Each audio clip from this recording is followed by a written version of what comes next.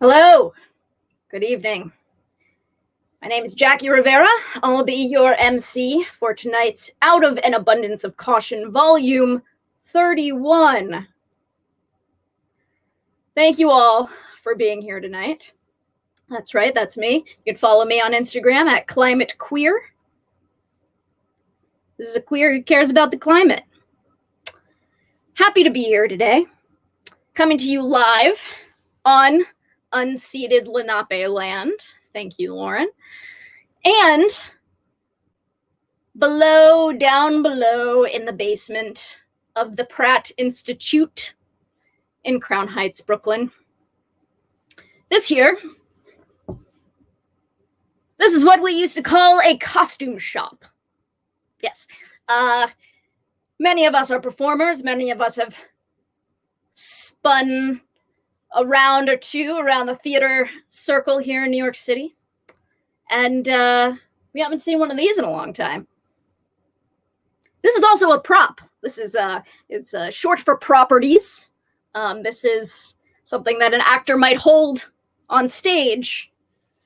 And see, this is interesting here. This right here, this is Gaff Tape. Yeah, short for Gaffers Tape.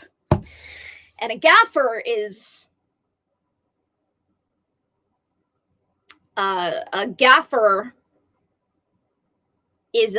person who they work in I think the backstage potentially. Anyway, Gaff Tape. Everybody knows it. Everybody loves it, right? So I just wanted to open with that. Again, happy to be here hosting the show tonight. As I said, my name is Jackie Rivera, everyone's favorite Brooklyn #van lifer. Not in the van tonight, unfortunately, here in the costume shop. We've got a great lineup tonight. It's incredible. It's gonna be a very full show, so I hope you're comfortable. I hope you've got snacks. So let's get right down to it, shall we? Yes. I'm just looking at some of the comments here. Yes, everybody loves a Gaffers Tape. Okay, our very first performer of the evening. His name is Dworken. He's a great guy. You may have seen him around with a spiral notebook, getting everybody's names and numbers, because this fella loves to make relationships in theater and create that kind of community, you know? So we're super happy to have him here at Out of an Abundance of Caution. Now, if you're just tuning in for the first time, the show is an avant-garde microfestival, live and online, of quick and dirty, fascinating work responding to and from the places and people with whom we select to shelter on a wildly inclusive and non-hierarchical platform. So I'm going to let Ben take it away.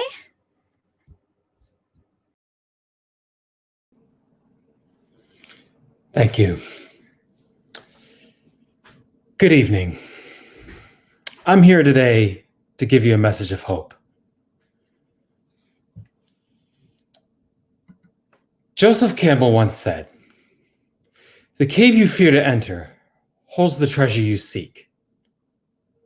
A lot of us have entered that cave hoping to find that treasure.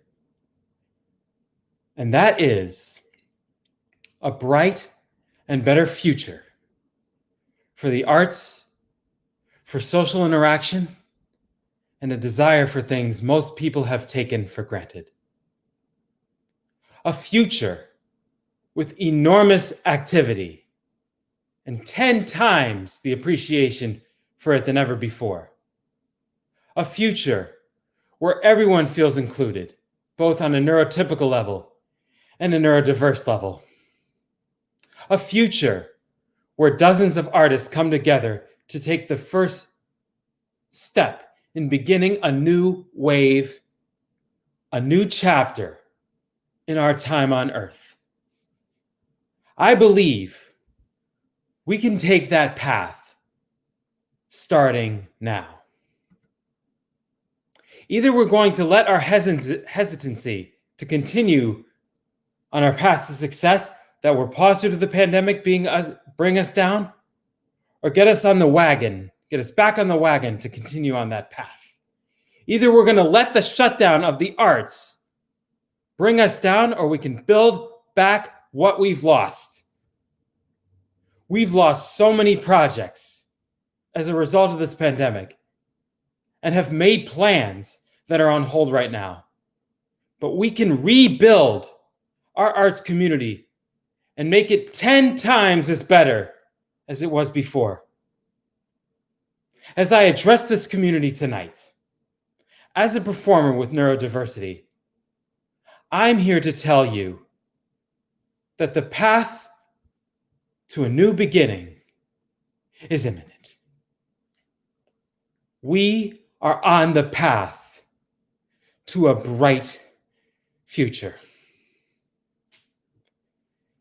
Before I go on, I just want to share my experience of what I went through during this pandemic. I was in quarantine for 5 months in Connecticut. I didn't think that I was going to act again. I didn't think there would ever be theater to be seen again. But as the months went by, as I came back to New York City, I grew more optimism. I grew it a lot. And I would like to share this optimism with you, because I believe there will be a new wave of theater making. I believe there will be new theater spaces coming out of this pandemic. I believe new theater companies will be developed.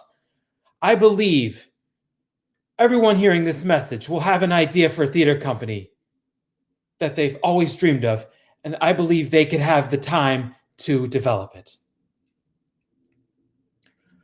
My hope for the future is that also to build spaces both on a performance level and on a social level that are safe for people with special needs and autism. I believe the path to that is imminent. I was on a Zoom call today with Action Play, an organization that I have grown to help. I became their brand ambassador back in 2019, and they gave me the courage to help people with special needs and autism in a very good way. Thanks to Action Play, I have gained a lot of ideas to help individuals with autism, regardless of their own personal struggles. Because the path to success is imminent.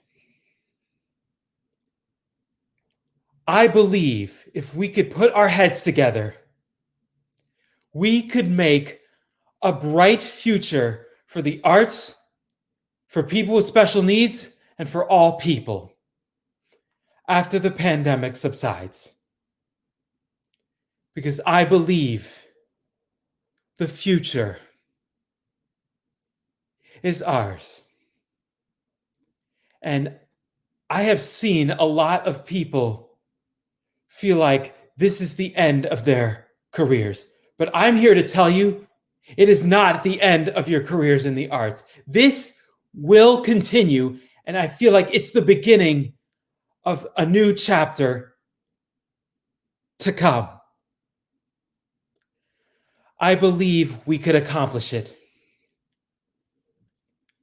I really believe that we can make a difference in our community by just believing that we can be on the path to a bright future. And I'm here to tell you that I will be on your side every step of the way as we come back to theater, because theater will come back stronger than ever before. I believe there will be makeup time for lost time. And I believe we could build our artistic lives to be the best that it could ever be. I want to thank you all for listening to my message, and I believe that we are on the path to a successful arts community. And I believe New York City will recover better than ever before. And I just believe that we are on the path to a bright future. Thank you very much. Wow. Thank you, Ben. Thank you. Whew. Me too. I needed to hear that today. It's yeah. We need that kind of positive, optimistic view, because that's really all we have. All we have is each other, and we will see each other again. Thank you so much, Ben. I want to apologize because I actually did not get to introduce Ben in full. So Ben is actually an actor, writer, and advocate based in New York City. His work has been seen with Amios, New Ambassadors Theater Company, Action Play, as he mentioned, and many, many more. He also has a show that he's been streaming on Facebook for over a decade called The Benny D Show. That's still going on. Ben asks you to friend him on Facebook so you can see that show. And thank you so much for that message of true hope. I'm grateful that you are asking for what you need, Ben, and for the community of neurodiverse theater makers as well. And I hope, and I welcome you all with open arms, as does the entire community, and we will make a bigger and brighter future.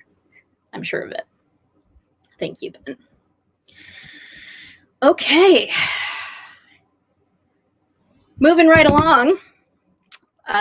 Sorry, I just clocked this this cockroach trap here on the desk in the costume shop, which doesn't give me a ton of confidence being in here.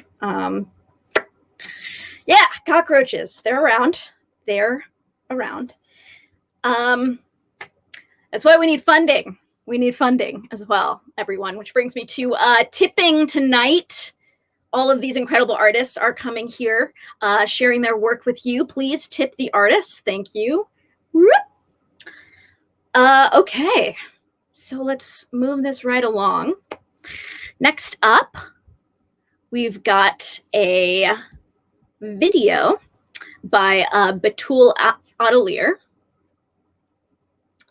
And Betül here is a visual artist whose work focuses on the relationship between human and nature.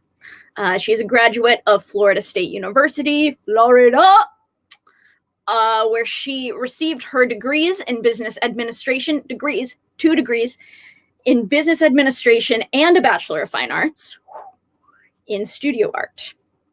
She also experiments with the format of painting with the inclusion of animation, projection, and textile. Very cool. All right. So without further ado, Ms. Adalier.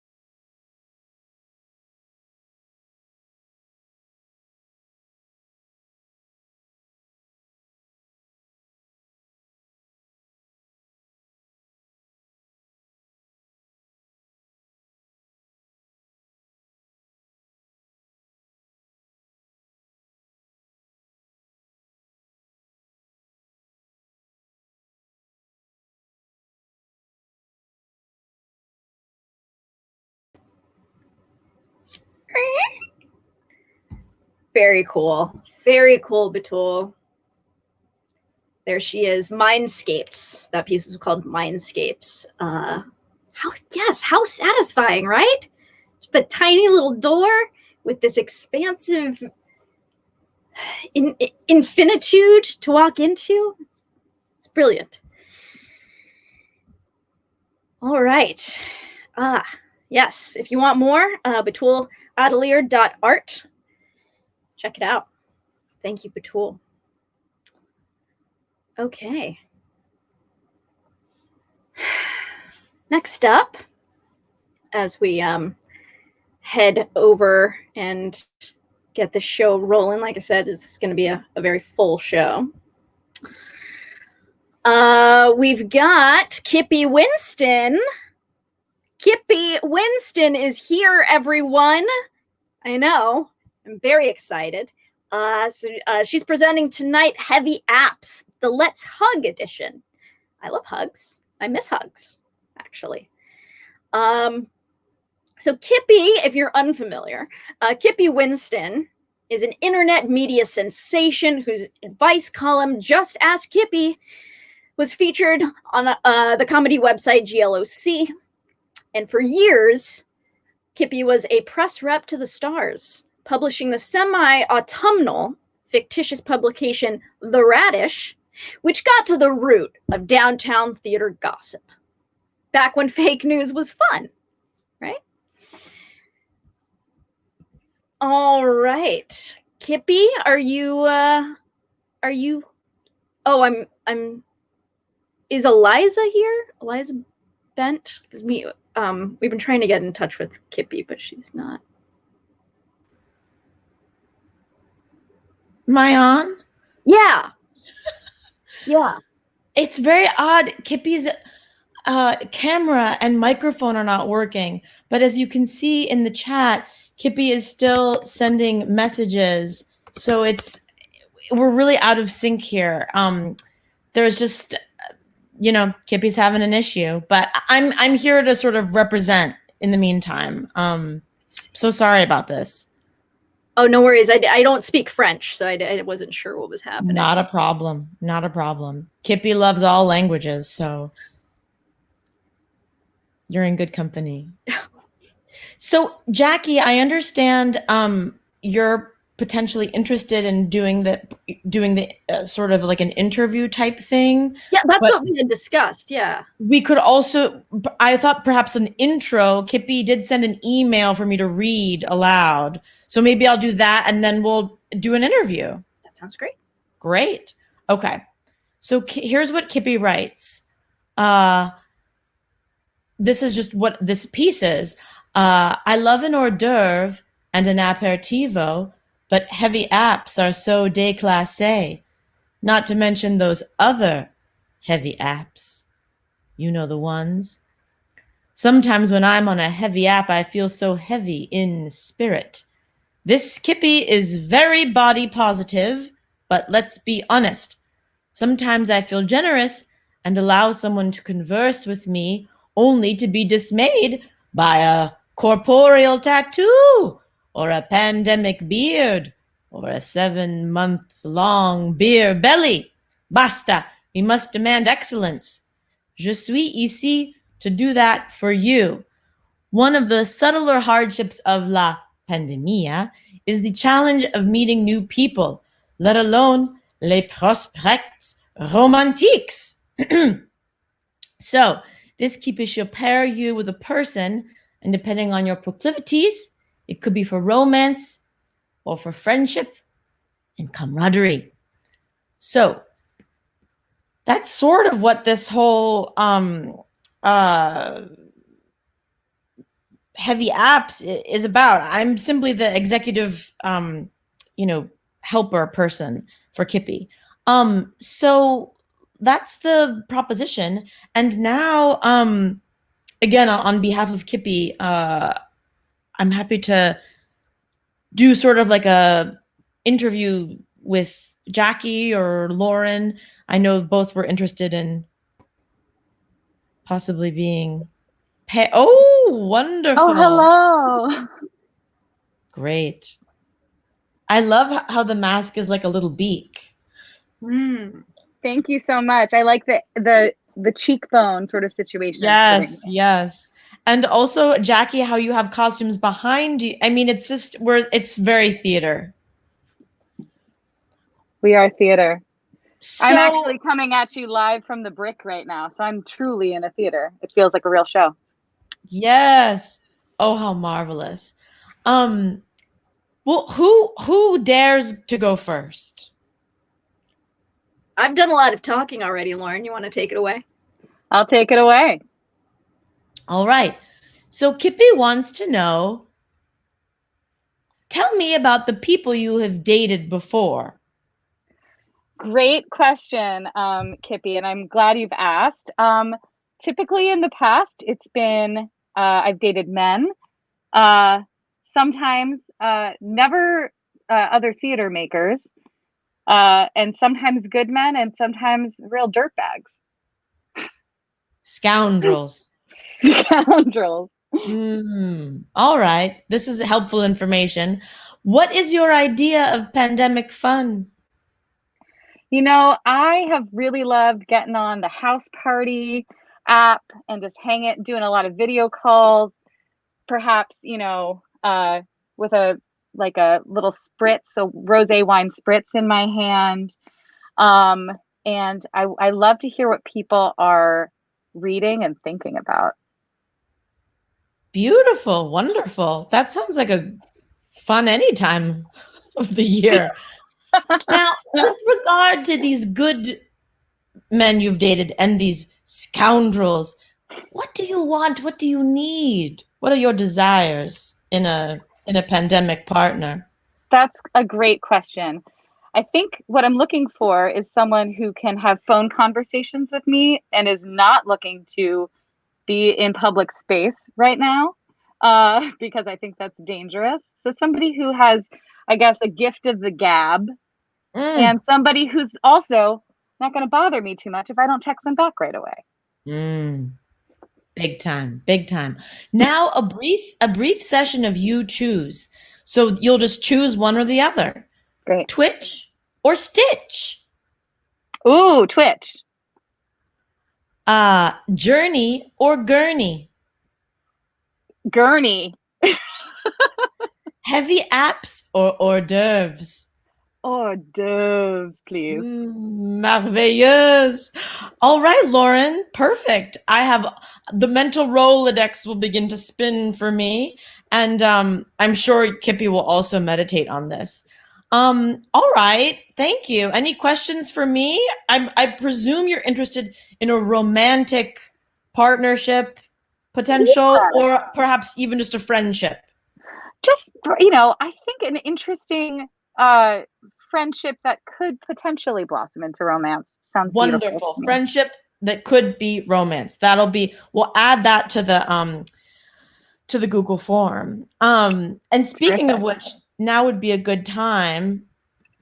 Kippy, if you're listening, please put this into the Twitch chat. I think Kippy just did that. Okay. Kippy's great at this. Kippy's nailing the chat. What can I say? All right. So thanks, Lauren. Jackie, would you be willing to have a chat now? I would love nothing more. Oh, how wonderful. All right. Is that a pipe you're smoking? It's I'm not smoking. I'm just holding it between my teeth. Accoutrement. Allora. So tell me a little bit about the people you've dated in the past, if you don't mind. Oh, yeah. It seems like eons ago. But mostly women. Mostly beautiful, beautiful women who are funny. You must be funny. Generally people who would pick up a hammer. I like a go-to gal. Yeah. Get it done. Uh-huh. All right. Beautiful, beautiful. Must be funny. Knows how to use a hammer. Okay, good to know. Now, tell me a little bit more about van life. How has that worked in your romantic sphere? Not bad, not bad. A lot of one night stands. You know, the van thing, it's a novelty. They're done that, check that off the bucket list. One night vans. Damn it, slipped right by me. You took the words right out of my mouth. Not to quote Meatloaf, but you did take the words right out of my mouth. No, but it's a cozy little den. It's been okay. It's been okay. Are you living in the van presently? I am presently. Yes. Okay. No long-term companionship in the van yet. Gotcha. But that's a potential. I mean, it's just you and me in the open road, baby. Okay. Now, with regard to, beautiful, must know how to use a hammer, must be funny. What about where on the scoundrel spectrum have these women been? Probably the last three were pretty scoundrelly. Okay. And in terms of your future, are you looking for one night vans? Are you keen on more of like a potential long term? What do you want? What do you need? Those things are sometimes at odds with each other. You're telling me. I do see a potential co-pilot in the passenger seat. Although, town to town traveling, having someone in every state sounds also quite lovely. A hammer in every port. All right, a quick round of you choose. Pandemia or pandemia? Pandemia. Okay. Cocoa or hot chocolate? Cocoa. Let's hug or let's bone? I'm a hugger. Beautiful. All right, great. Kippy, if there's anything else I should be adding, looks like I guess we're done. I think that's it. If you're interested in participating in this grand experiment, I believe Kippy once again has put the Google Docs form into the Twitch chat. So if you're interested in being part of this experiment, it can both be for romance potentials, one night vans, longer term prospects, friendships, camaraderie, etc. Really, fill out the form and we'll see how this unfolds in this grand experiment. Hopefully Kippy's camera issues will be resolved next time. Thanks, everyone. Thank you. Wow. You all just learned a lot of information about me I didn't know I was going to give you tonight. So I'm just going to sit here with that. Thank you. Thank you, Eliza, for filling in for Kippy. If you can hear me in the chat, thank you. And stay tuned for the next chapter in Kippy's pandemic matchmaking machinations. Also, just a plug here, Eliza Bent's Karen, I said, will Zoom again October 28th through the 31st. That's Halloween. The week before the election, and an October surprise. Thank you. Thank you so much, Kippy and Eliza. Yeah. So, moving right along here as we chug-a-choo-choo this show down the road tonight. Next up, we've got Tawanda Gona. So Tawanda Gona is a Boston-bred, Brooklyn-based comedian and writer who's recently forayed into new ventures with his comic strip and animated shorts. We love a comic. This newfound passion has led to being featured in the 2020 New Filmmakers Festival and winning the first time filmmakers sessions in August. While accolades are cool, his biggest pride and joy is being able to share his love of creating with all of us. Whether it be laughing at a joke, sharing a comic, or thinking about the artistic meaning of a short. His goal is to have us entertained. Whew.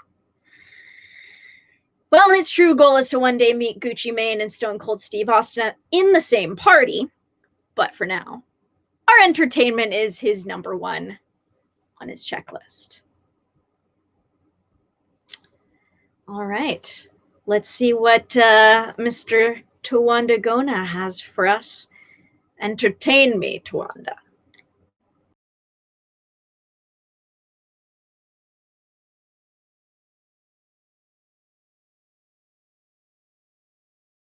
Oh. Hey, what's up, y'all? How's it going? How y'all feeling? Word. That's great. I'm good. I'm great. I cried in therapy today. Yeah. Anybody else here crying in therapy yet? Oh, it's the shit. Yo, crying in therapy is a lot like crying on the train, except the person sitting across from you isn't masturbating yet. Like, there's still time, but not yet. I love it. I love it. I like therapy a lot. I think it's great that I have somebody else to solve my problems that isn't myself, because I'm not good at solving my own problems. Like, this is what I used to do before I went to therapy. Before I went to therapy, how I'd solve my problems is I would get really high, right? Then I would look in the mirror and I would stare at myself in the mirror and listen to old rap songs, all right, to get in the mood. Then I would go on YouTube and I would look for the scene from The Fresh Prince where Will's dad left him, and I would let myself cry for like 10 seconds. And then I would stop, take a shower, and then leave the house. And I was cured. Yeah, this worked out well. This worked out great until one day I looked at myself and I had a tattoo of Gengar from Pokemon on my knee and chlamydia. So I needed to make some changes. But things could have been worse, though. Things could have been way worse, right? Like I could have had a tattoo on my face. That would have been bad. Also, of all the STDs, chlamydia is probably like the best one to get, right? Like, think about it. If you had to choose one, you can't say none. You say chlamydia every time, or you're crazy. Well, technically, as a man, I should say HPV, but HPV causes cancer in women, and I don't want to do that because I'm a feminist. Yeah, that's right, ladies. It's not STI, it's ST us. I'm a gentleman. I've been watching the news and stuff lately, and I've been seeing people tear down like Confederate statues and shit. I love it. I think we should tear down all Confederate statues. Tear down all statues. Fuck most of them. Like, we don't need statues of George Washington or Christopher Columbus or even like Michelangelo's David. We don't need that.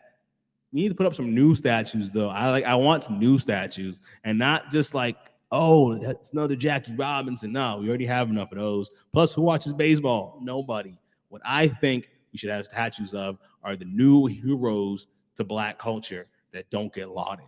Like, for example, what if we had a statue of Kareem Campbell from Tony Hawk's Pro Skater? He was the first Black pro skater you could play as in a video game. That's impressive. You need that with the do-rag and all. Or what if he had a statue of Gabrielle Union from Bring It On, the first Black cheerleader to catch the white girls cheating off her and still win. Spoiler alert. That's what I want to see. Or a statue of Allen Iverson. Just because we can't pay him, but we can give him a statue. He'd appreciate that. I like that. It's something for the youth to look at, the past to the future. I've been thinking about my future a lot. I've been thinking a lot about my future because I'm going to have a baby soon. No one's pregnant yet. I think. I got some texts I should probably send. But still, like, no one's pregnant. I just know because I'm in my 30s and I date women in their 30s and I know how science works. So a baby's coming soon. It's just going to happen. Mostly because, like, every girl I date tells me at some point, like, hey, this is going great, but my IUD comes out in 30 days. So what are you trying to do? And I'm just like, God damn, what is this? A Spotify trial? Like, yo, relax. Disney Plus, I don't need to relax. This is a free trial. Chill. But yeah, I need to like just I'm thinking about all that. I'm thinking about having a child. And right now, I'm going to therapy because I feel like if I go to therapy and I can figure out my insecurities and anxieties, I will not give a child my insecurities and anxieties. Like, it's already hard enough being me. I don't need a smaller, anxious version of me just out here living. That's crazy. So I'm trying to figure myself out so I could be happy and give that to my child, happiness, because I probably won't have any money because I'm a comedian, but I can give them happiness. That's great. And so I'm trying to be happier. Also, I've been working out a lot, and I'm trying to get boxing lessons just in case I have a son and one day I have to fight him. Guys, if I have a son, sons want to fight you. And I want to make sure that if my son tries to fight me, I can take him out quick so he knows who runs the house.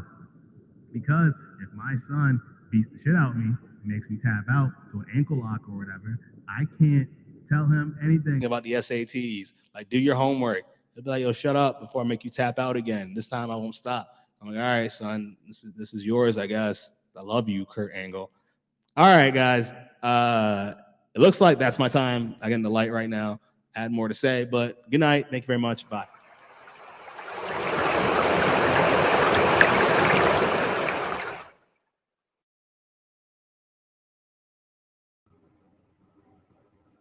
Yes. Yes. So many good jokes in there, Tawanda.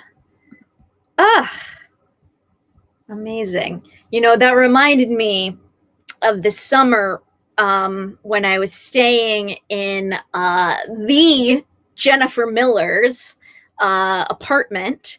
Actually, Jennifer Miller, who is the artistic director of Circus Amok, incredible human. These are all of her things behind me here. Costumes aplenty, lots of circus stuff. But this summer, apparently, this building flooded from a pipe that burst here. That's what made me think of it. Thank you, Tawanda. Luckily, everything was pretty much spared. Sometimes we kind of all feel like we're underwater, you know? Yes. Thank you. I found this tiny hat. And as a small person, I often find that finding things that are smaller than me is very exciting. And I have to put them on my head. That's all I've got. Okay. Moving on. Thank you so much, Tawanda. Yes, don't forget to tip your artists tonight. Tip the artists. It's like one of those insurance commercials. All right. Our next artist is a good acquaintance of mine, I'd say, but we've been in each other's presence for a very short time recently. And that is Noel Gussonia. That's right. You can see her right there. And Target Margin Theater. So this was a collaboration between Noel and TMT. It's called Magic in Plain Sight. It is currently happening in the Sunset Park neighborhood of Brooklyn. But Noel here is going to be sharing with us a performance that she led last weekend with some community members in Sunset Park. And this was a pop-up performance. I'm gonna read a little bit of the bio here. So Magic in Plain Sight features several adventurous pop-up performances taking place in storefronts, stoops, and parking lots in Sunset Park, along with a culminating event called Electric Feeling Maybe at the Doxy which is the resident theater of Target Margin Theater.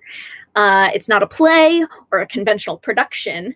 Magic in Plain Sight invites small groups to gather and share a distinctly TMT artistic experience reflecting on touch or the connection during this time of social distance.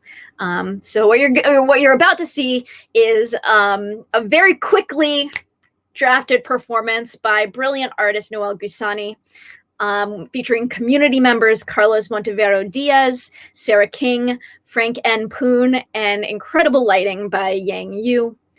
This took place at the Jaffa Cafe on 45th Street and 4th Avenue. All right, let's check out that magic.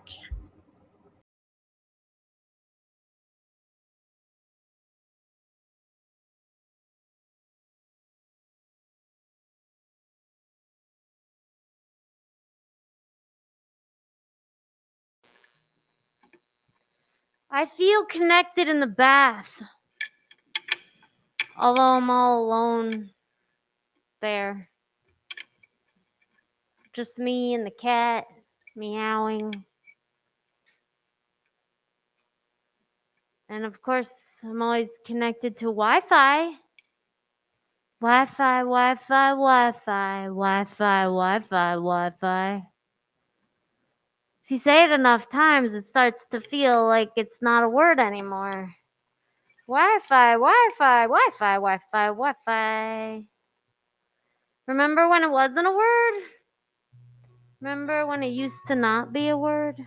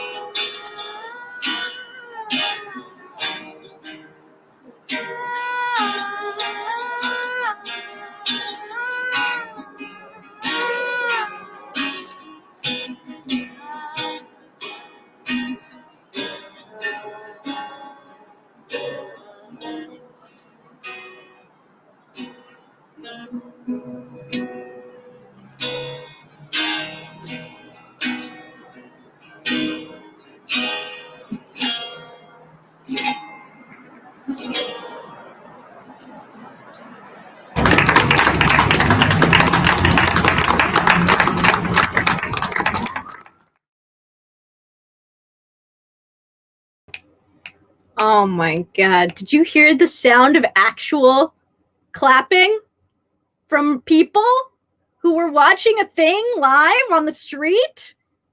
Oh my God. Incredible. The sound of applause.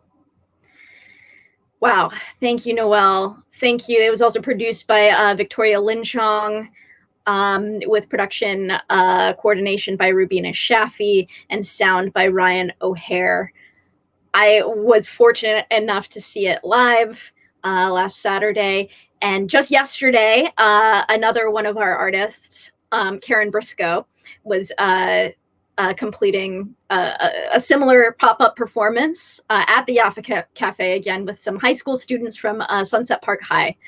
So it's really a community event, and it really warms my heart. Thank you. Thank you. It is magic. I found this lyre. You know, it really got me, Noelle's piece really got me into the musical mood. You know, I learned to play the lyre when I was doing some like summer Shakespeare some years back. Let me see if I can remember what I was going to, what I had done. And all of that is not true, so I guess that makes two of us.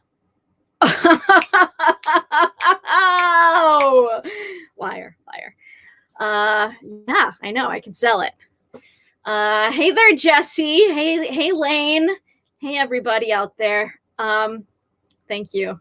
Miraculous liar reveal. Okay. No, we're good. Actually, there are 3 fire extinguishers down here in the basement. And I think there are 3 because they're all expired. Yeah. All right. Next up, this is really exciting because I come from a performance studies background. So anything that isn't your conventional performance gets me really jazzed up. Next, we've got Walter Wlodarczyk, which it took me a long time to rehearse saying your name, Walter. I keep wanting to say Wlodarczyk, but that is a character in one of Wes Anderson's movies that reoccurs throughout his oeuvre. Anyway, this is not Wlodarczyk. This is Walter Wlodarczyk, who is a documentary photographer whose work focuses on the stories and culture of his home, New York City. Your home and mine. His photographs are a record of contemporary life in the city and a song to its continuous history of humanity and venture. Tonight, Walter will present a selection of his photographs documenting life in the city since the start of the pandemic. Incredible. Thank you, Walter. Take it away. Hi, everyone. Can you hear me? Okay, let me maximize this.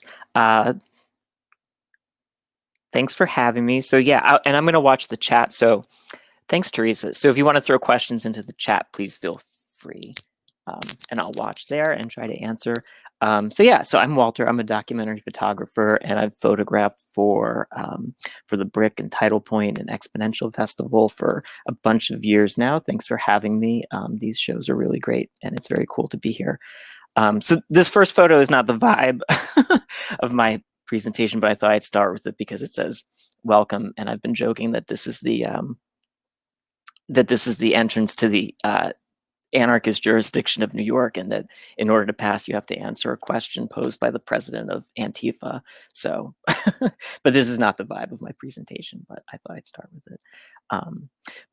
But I thought I would start back in March, and so this is among the last things that happened before things got locked down. So this is a house show, and this is back in the time when folks were telling us to, sort of go about our business. There were only a few known cases of the virus here in New York, and so you can see everything is very normal, and there's actually far more people here than I could even fit in frame. So it's sort of no wonder that we had the amount of community spread that we did. This is on Friday, the 13th of March. So we still had tourists here who were still doing their thing with the bull, and people were touching the bull, which was kind of terrifying. But things were, people knew what was going on, but things were still sort of normal or starting to shut down. And then going into the next week, you could still go skating, but you had the skating pretty much all to yourself. But gradually, the city started to empty out. And so I just wandered a lot and photographed, everything I could see out in the city.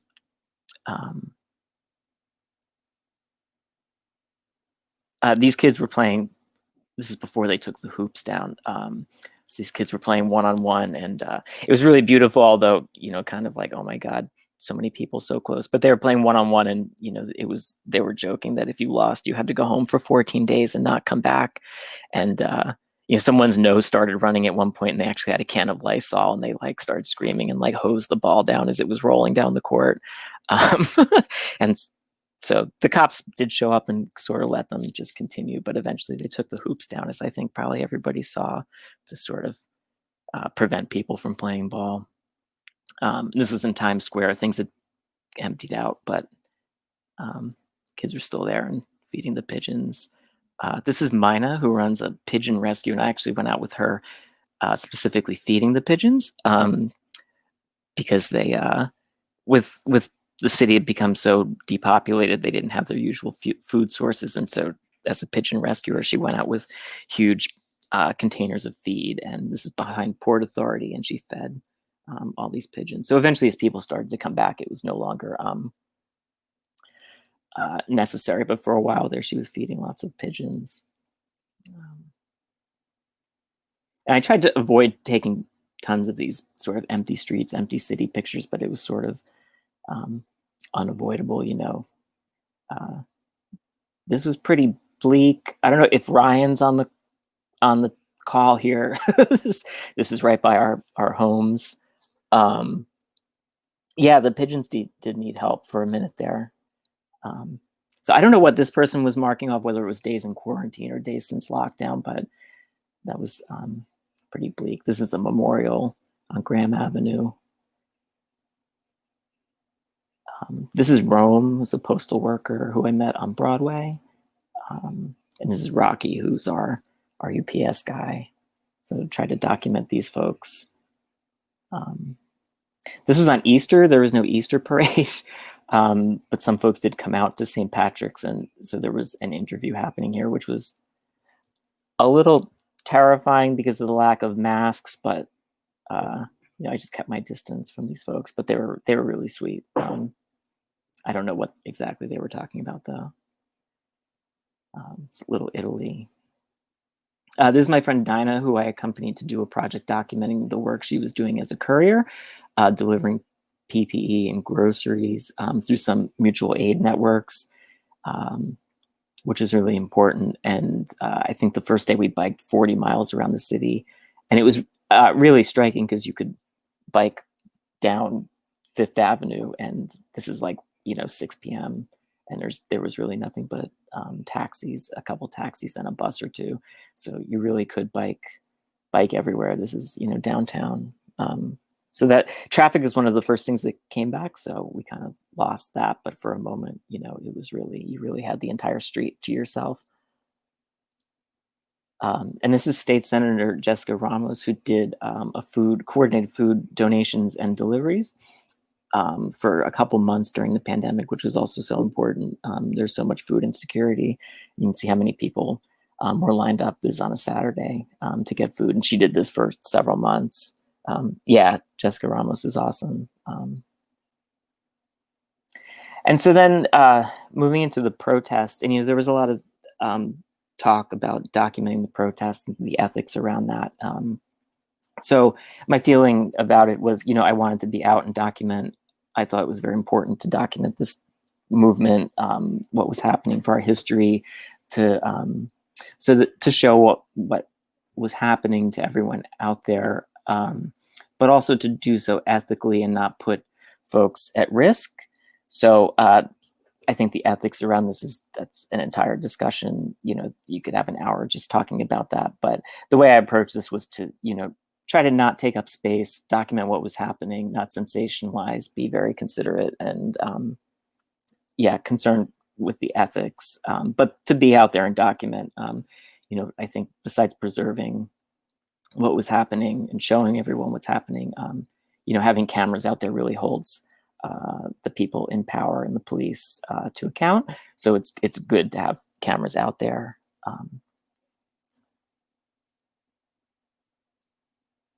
And so I know everyone's seen so many protest images, but I thought I'd talk a little bit about sort of the behind the scenes, like the process of making these and some of the things that I saw and experienced doing that, to give a little bit different perspective.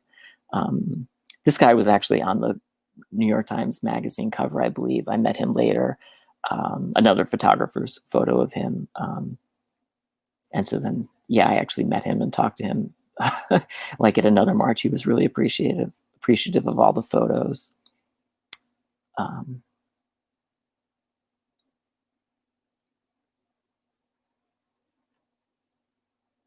And we'll post the link to this so everyone can go back. I know I have a lot here.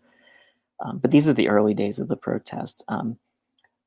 This lady asked me to tell her what ACAB meant, which is a little, I felt bad saying bastard to an elder, but I thought it was good I needed to be honest. So I told her and she said, oh, and then she went and took a photo of this bus stop. And then this is a whole thing in and of itself, folks. Like there were a bunch of burned cop cars out around Union Square. And so there were just so many folks, the brunch crowd and kids and everyone just passing by taking pictures with it. And I could have sat here I did sit here for like half an hour just watching people interact with these. That was a whole thing in and of itself. This is one of the early nights of the protests, and these folks are actually blocking people from breaking windows here, which I thought was interesting and something you didn't quite see covered in the news. And some of these people had a fire extinguisher and were actually using it to keep people away from the stores and from breaking windows, to keep the protests on point, which is really interesting. Some barricades people used to slow down the cops. You can see someone's giving me the finger there. Some people don't want to be things up. So you saw some pretty extreme and confusing things. And I thought this guy, I was photographing this and this guy walked up and I thought his sort of reaction to it was similar to my sort of reaction, which was, what is going on here? But you saw quite a bit of this. It was pretty striking and weird. These people were cleaning up a Sephora, which was weird because you don't need to help Sephora clean up. They're fine. But everyone, people wanted to do their part and try to clean up. So they were trying to help in that respect. It was very weird.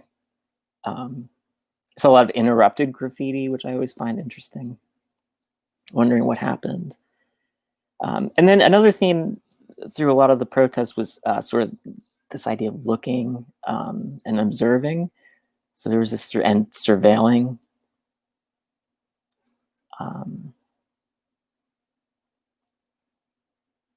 So I find this really interesting, just all the folks watching from the sidelines and supporting or observing. And you just see this like all over.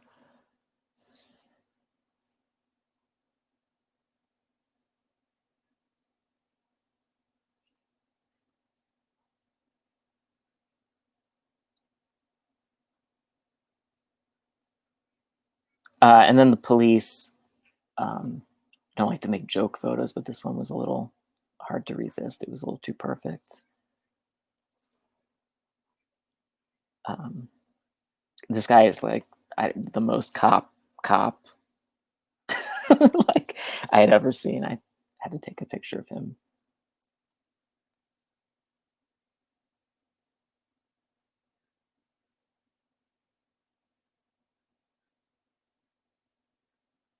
And then a lot of the protests, you know, you end up on bridges and infrastructure in places that where the marches are taking space that is typically reserved for cars. Yeah, that was a central casting cop. That was exactly what I thought. So yeah, so it was really interesting being up on in these spaces where, you know, that are typically reserved for cars. And so I think there's sort of another through line here about space and who gets it. And yeah, there's sort of there's an element of justice and intersection between things there about, you know, cars and pedestrians and bicycles. And this is the end of a march. What do you see if you're at the end? And it's a reminder to, you know, keep moving, try not to get caught up in the back.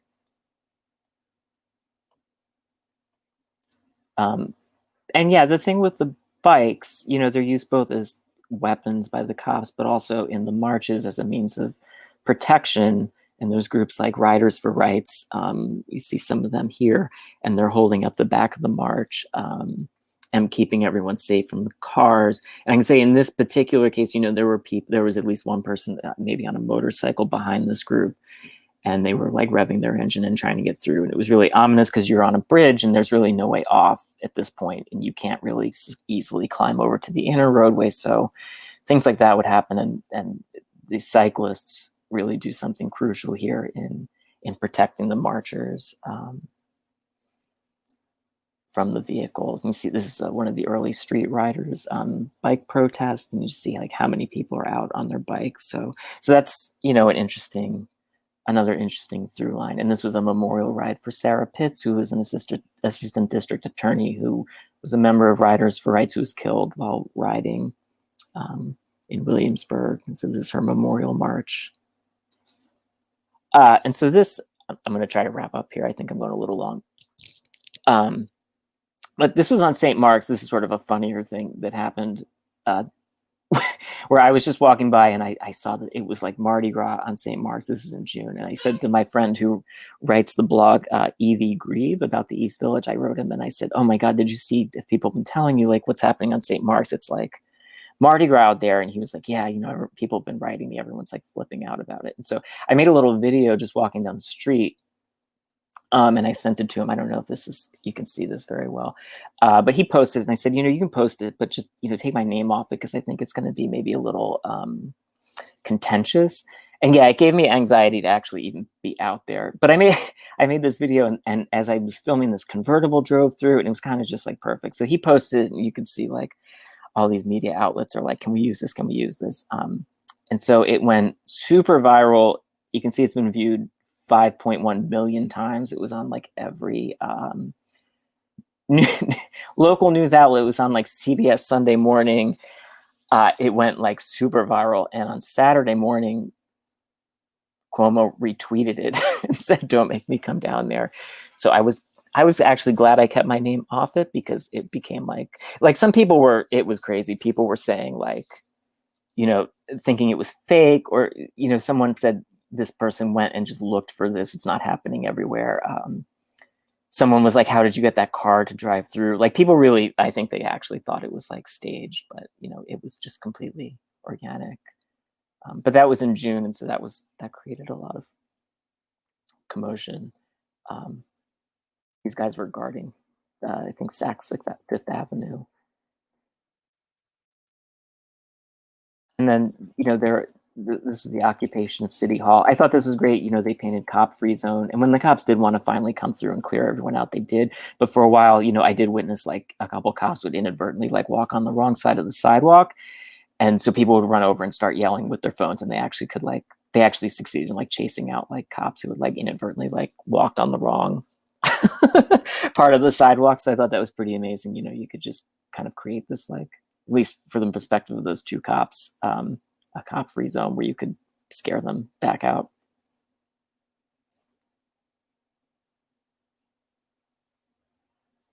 And then there are other protest movements. This is Make the Road.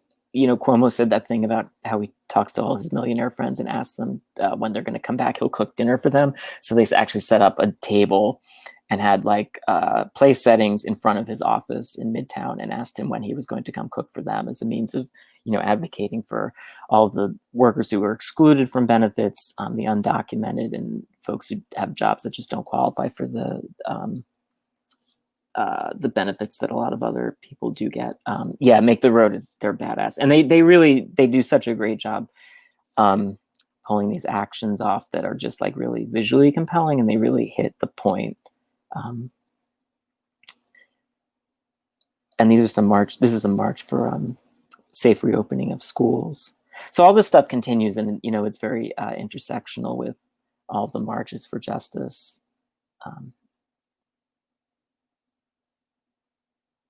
Yeah, so that's a lot of what I've seen this summer and been able to document. So you can check the link there if you want to take a slower view through it. And yeah, thanks for having me.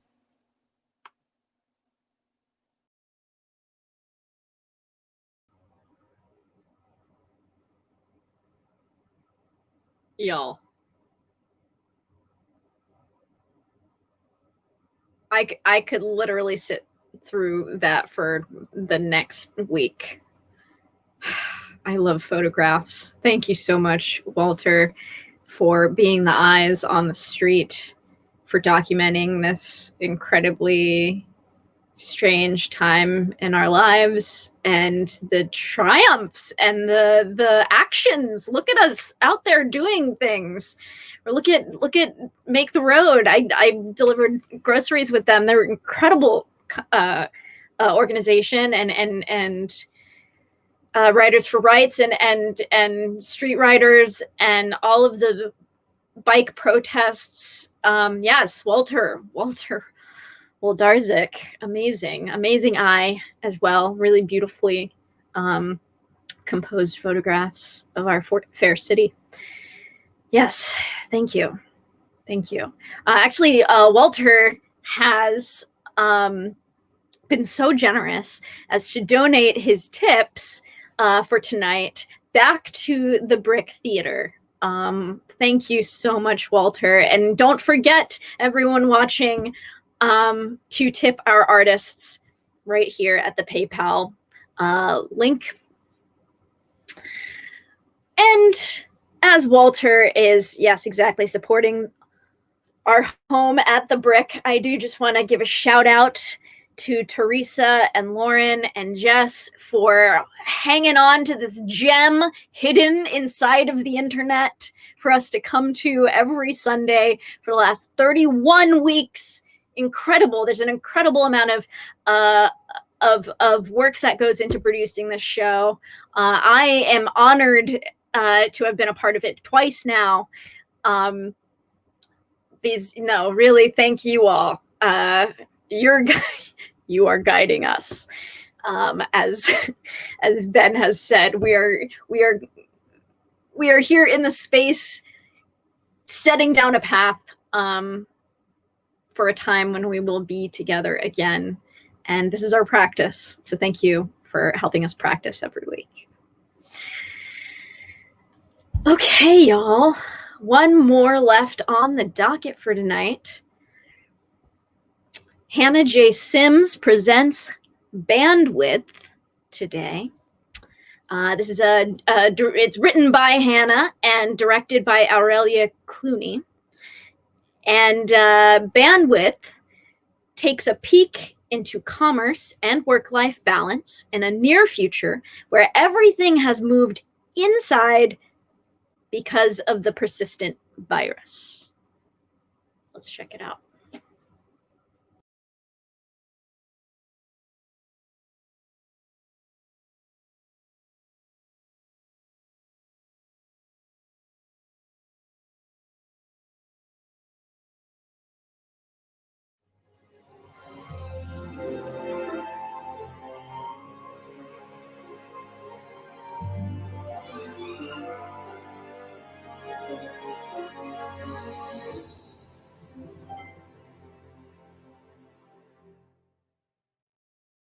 Hello.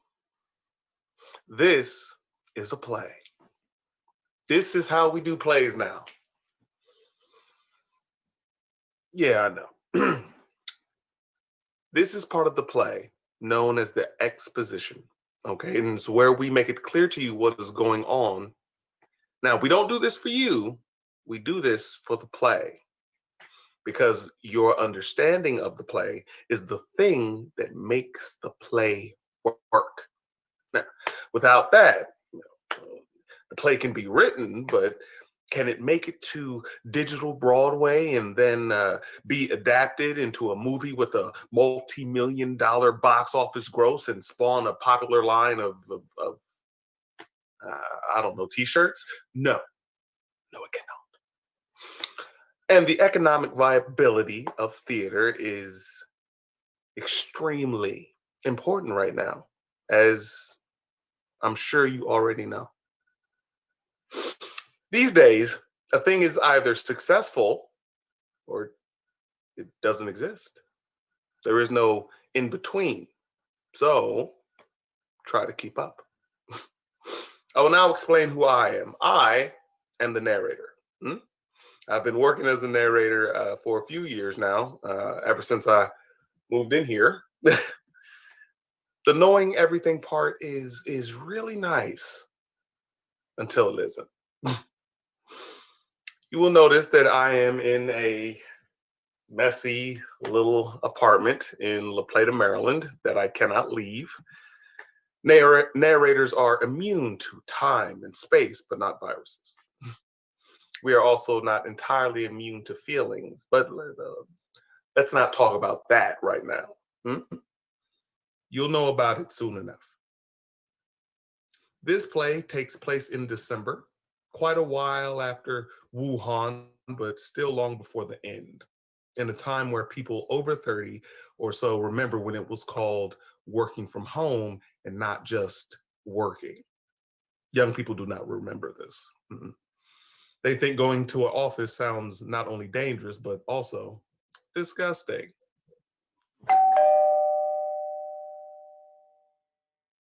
That must be Derek, checking in for work. Derek is a character in this play. Now, he is here to make you feel stuff. You feeling stuff is also important. It's an important part of the economic success of the play. Now, I am here to make you feel stuff too, but perhaps more confusing stuff. Derek's pretty straightforward.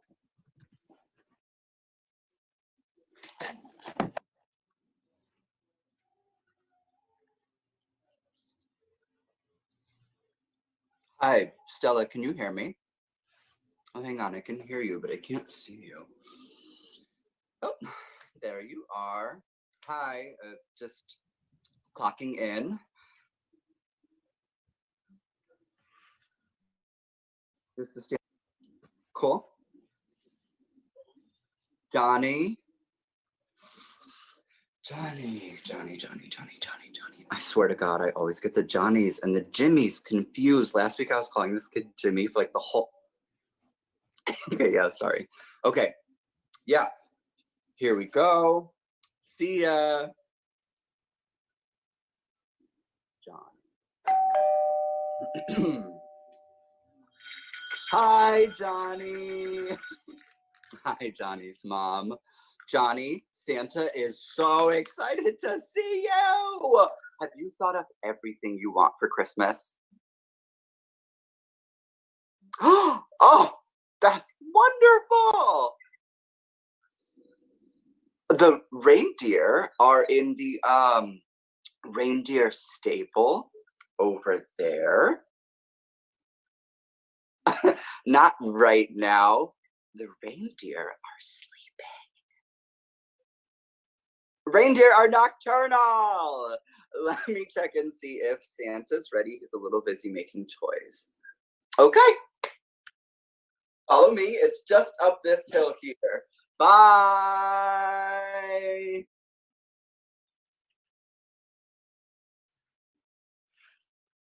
Hey, Stella. Just clicked him over to Santa. Ready for the next one. Huh. Yeah, gotcha. Yesterday was slow too. And the day before that. Must be, you know, the post-recession. I guess parents just aren't investing in digital Santa like they used to. My mom always said, my mom wasn't ever really that into it. She always said it didn't compare to standing in line for an hour at a shopping mall and then getting to smell the booze on Santa's breath. I think she was joking.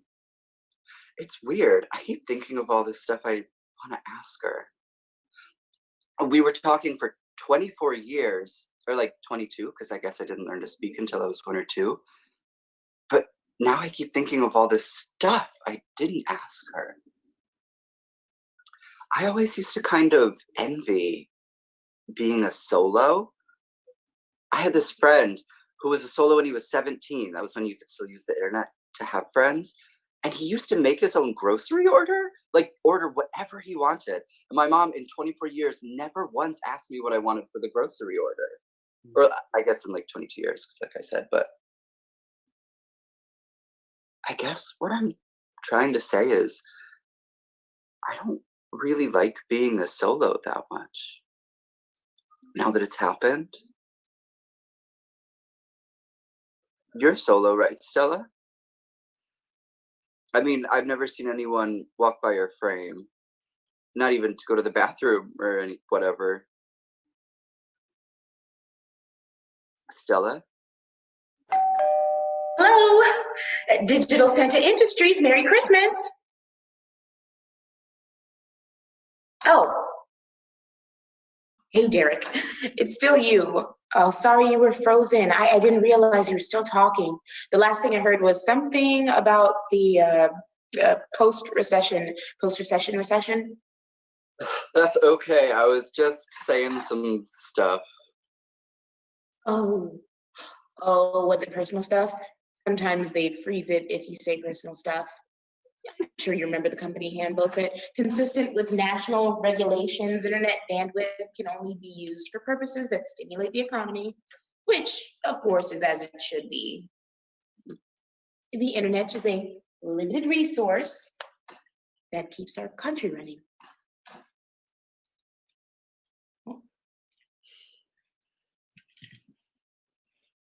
Oh, I'm sorry. I don't speak ASL. I learned a little bit when I was young, but all I remember is, which like isn't really relevant to the situation because I don't know you like that. It's sorry, old habit in my family. Oh, damn it. Excellent work today, Elf Associate Derek. Okay.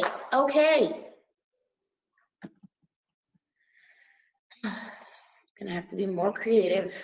I'm gonna outsmart the robots. That was Stella. She is also a character in the play. She is indeed a solo, but the conversation with Derek made her reflect back to a time when she wasn't. That is called an inciting incident. Very, very important to creating audience-pleasing dramatic structure. I hope that you are pleased. Let's continue.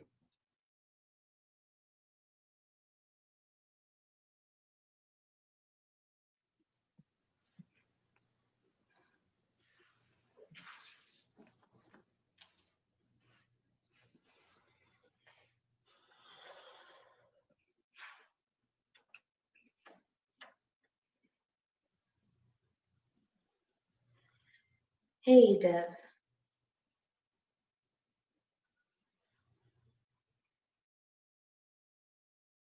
Okay.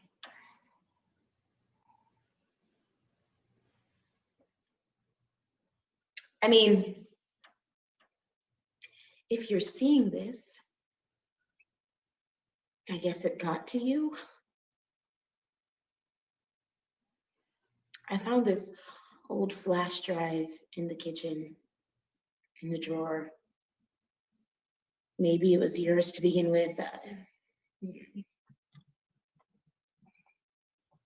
I thought of calling you and pretending to wrap up legal stuff, but as soon as I blurted out, I miss you, I know they cut the call. Not that I miss you exactly. Well, I guess obviously I miss you, because I did some elaborate scheme to get this flash drive onto your doorstep, didn't I? Not sure what that's gonna be yet. I don't miss how we've gotten. Remember how before the virus, we were always basically on somebody's couch with our friends? We were basically kids. We'd drink cheap booze and laugh until 4, and you'd have your arm around me. I barely even talk to you. I'd be joking with everybody else, but I'd be feeling you there next to me and loving you so damn much. And then it was just you and me in the apartment.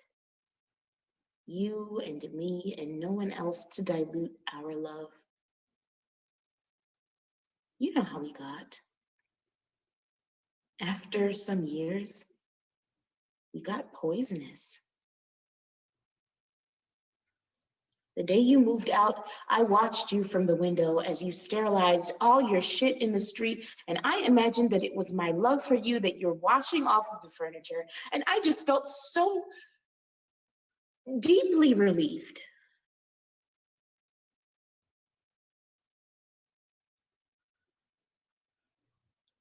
I talked to this guy from work today.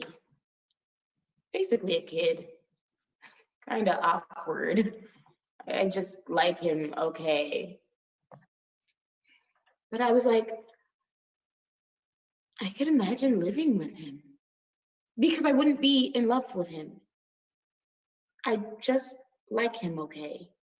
And I'd ignore him sometimes, and then I'd feel that kind of in-between feeling. I feel like that would kind of work okay. And some in-between is what I wish I could have with you.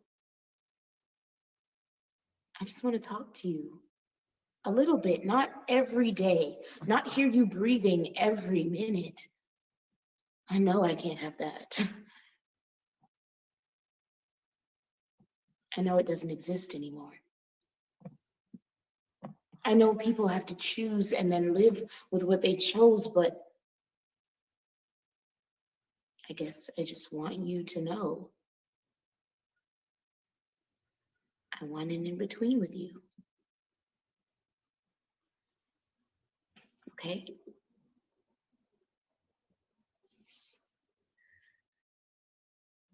I know people have to choose and then live with what they chose, but I guess I just want you to know I want an in-between with you. Okay?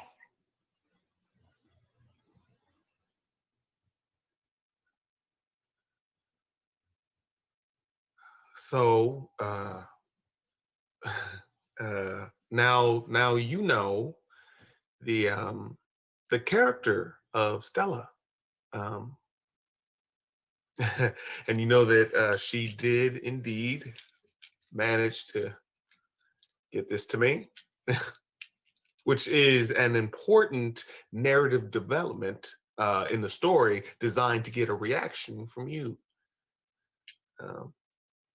And sort of a plot twist, I guess, in that I'm not only the narrator, but I'm also emotionally involved in this shit show. And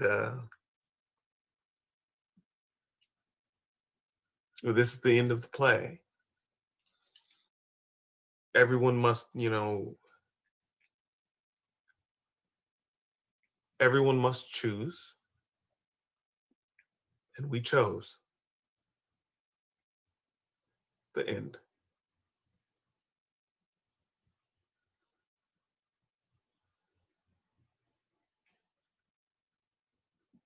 Except you probably want a better ending than that, don't you?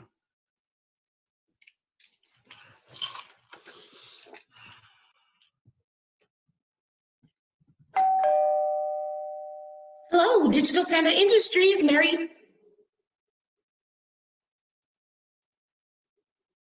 Hello, ma'am. I'd like to apply for a job as an elf. Are you interested? Well, we'll have to see.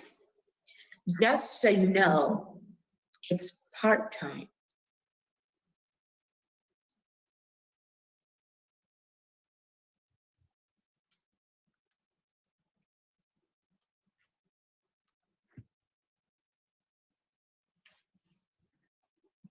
Part-time sounds pretty good.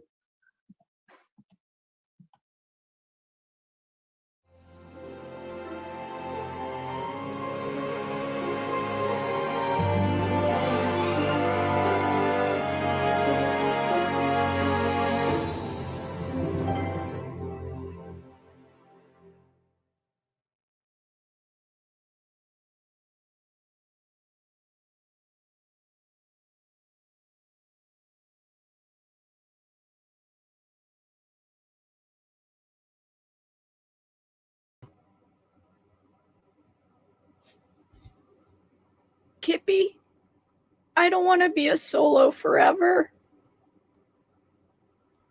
I want an in-between at least. Oh my God, how? Can you imagine, y'all? Bandwidth, give it up for Bandwidth by Hannah J. Sims, directed by Aurelia Clunie, featuring such beautiful performances by Jeremy Keith Hunter, Kevin Paley, and Tennille Watkis. Thank you all for looking deep into dystopian possibilities and reminding us we're doing pretty okay right now. Thank you. Thank you, everyone, for sticking around and closing out this 31st episode, week, volume of Out of an Abundance of Caution, an institution, I would say, a good institution of internet theater performance. This has been great. I've seen so many friends in the chat. Thank you for being here. We've had incredible, we had Ben Dworken, Betül Adalier, Kippy Winston, sort of, but thank you, Eliza, for stepping in. Tawanda, Gona, Noel Gussonia, my friend, Walter Wildarzik, and Hannah J. Sims in the company. I hope you got your tips into these incredible artists. I'm going to plug away on something of mine coming up this weekend. I am one of those magic in plain sight artistes. And so I'll be working with some Sunset Park High School students. Our show will be on October 24th, this Saturday. Every 20 minutes between 6 p.m. and 7. We're going to be at a very secret location. I'm going to tell you right now. It is at It's on 5th Avenue between 59th Street and 60th Street, right in front of the Basilica of Our Lady of Perpetual Help. You didn't hear it here. You found that information somewhere else. Yeah.